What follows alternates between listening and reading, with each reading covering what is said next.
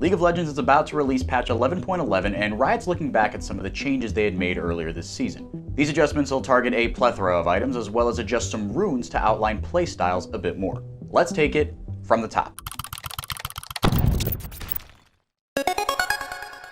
Top lane tank items are being toned down to give players more agency when choosing their itemization for each game. Riot highlighted an issue with the early game decision making for tanks. There wasn't any. They either purchase Thornmail as their second item or grab a Bramble Vest only to never even complete the Thornmail at all. As things stand, these items are being purchased for their statistical and economic convenience rather than for their main purpose of countering high healing opponents. With these changes, things will hopefully feel a little more defined and the choices you make will be more evident. Frozen Heart, good for ability haste and mana, has been more clearly defined as an anti-attacker item with a larger base value on the rock-solid passive's damage reduction. Morgana Jungle enthusiasts have long feared the inevitable nerf hammer, and Riot Games is here to deliver meta-changing adjustments yet again. It is only one ability, but it's arguably her most important in the jungle.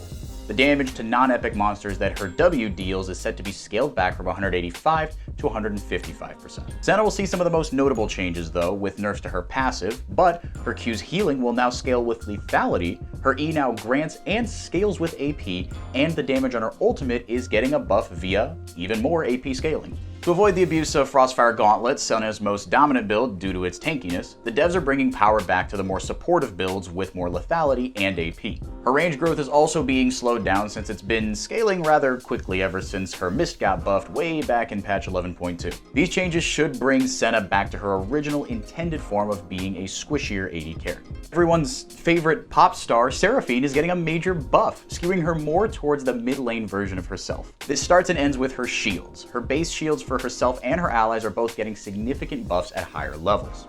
The project event is here and has invaded the store with 7 new skins available for Sejuani, Senna, Varus, Mordekaiser, Renekton, and Sylas, who will also be getting a Prestige Edition. Skins will be available on May 27th, just one day after the patch itself drops. On top of all of these changes coming up in this patch, Nexus Blitz is back, just in time for the summer. Celebrating the project event, the game mode got a bit of a refresher with some balance changes that will make the game run more smoothly. Some of the changes worth mentioning include the adjusted factors that weighted into event advantages for the losing team. The formula will now take into consideration level differences between the two teams as well as goal discrepancy. Nexus Blitz will be available for the duration of the project event, which will run from May 27th to June 28th.